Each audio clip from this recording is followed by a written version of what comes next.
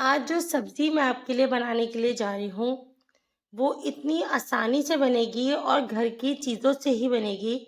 इसके लिए सिर्फ़ आपको थोड़ी-सी प्याज़ चाहिए और थोड़े से टमाटर चाहिए। 4 अदद बड़े टमाटर थे मेरे पास, मैंने वो ले लिए और 4 अदद ही मेरे पास बड़ी प्याज़ थी, मैंने वो ऐड कर दी। साथ ही थोड़ा-सा हरा धनिया पड़ा हुआ था घर में, वो ही डाल दिया और 3 से 4 हरी मिर्चें डाल दी। बस ये सारी चीज़ें ही इस्तेमाल करके हम ऐसी सब्ज़ी बना लेंगे कि आप यकीन जाने हैरान ही रह जाएँगे। 1 टीस्पून सॉल्ट ऐड कर दिया, 1 टीस्पून रेड चिली पाउडर, हल्दी इसमें भी हाफ टी स्पून कुटी हुई लाल मिर्च ऐड कर दी और साथ ही इसमें मैंने हल्दी ऐड की है हाफ टी स्पून से भी कम, 1/4 टीस्पून से भी कम।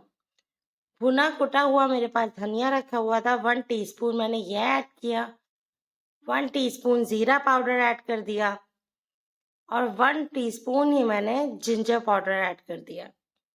जब ये सारी चीज़ें आप ऐड कर देंगे, उसके बाद हमें डालना है एक फ्राई पैन में 1/4 कप ऑयल और ये सारी चीज़ें हम इसके अंदर ऐड कर देंगे।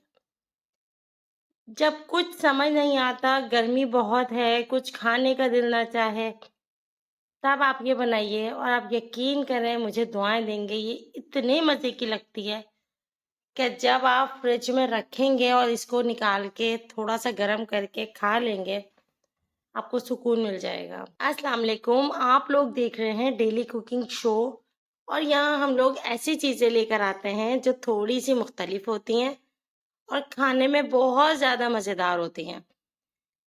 रेसिपी में एंड तक साथ रहिएगा और अभी तक आपने मेरे चैनल को सब्सक्राइब नहीं किया तो कर लीजिएगा। बेल का बटन ज़रूर प्रेस कीजिएगा ताकि मेरी तमाम रेसिपीज़ आप तक फ़ौरन पहुँच जाएँ। इसको हमने उस वक़्त तक पकाते रहना है जब तक ये सारी चीज़ें सॉफ्ट ना हो जाएँ। अगर थोड़ा-सा पानी ऐड करना पड़े तो कर दीजिएगा, वैसे ये भाप लग के इसमें खुद ही पानी बन जाएगा।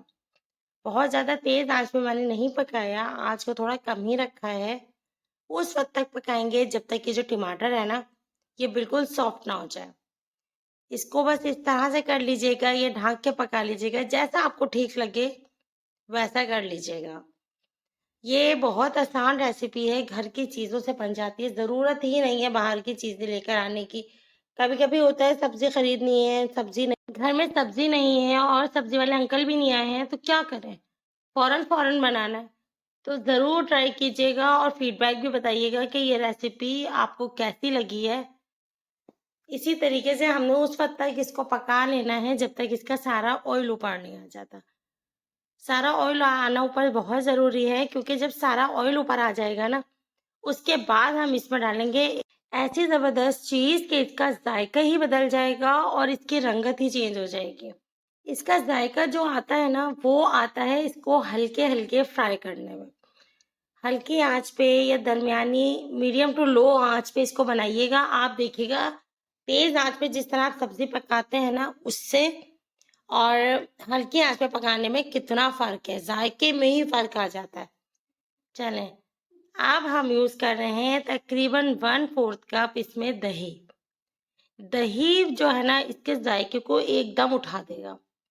दही मिक्स कीजिए, दही मिक्स करने के बाद अब हमने इसको छोड़ना नहीं है, अब हमने इसको भूनते रहना है।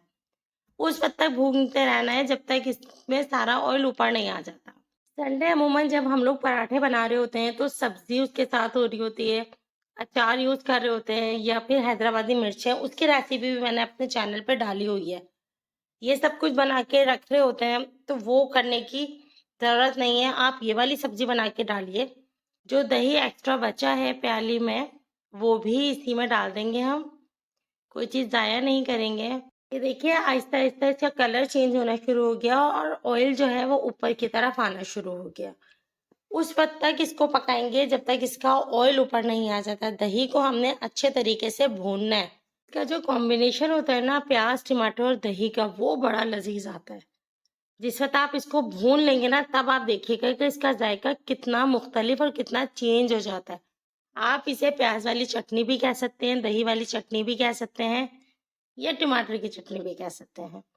लेकिन ये जो है बहुत फ्लेवर में चेंज होगा और बहुत ही इसका आला फ्लेवर आएगा।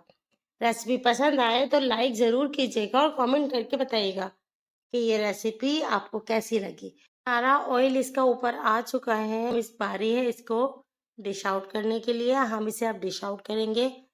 चपाती के साथ खाएं, चावल के साथ खाएं, पराठे के साथ खाएं, जिस भी चीज़ के साथ आप खाएंगे ये बहुत ही आला लगेगी, बहुत ही अच्छी लगती है और थोड़ा-सा डिफरेंट टेस्ट हो जाएगा, इसलिए घर में सबको बहुत पसंद आएगी।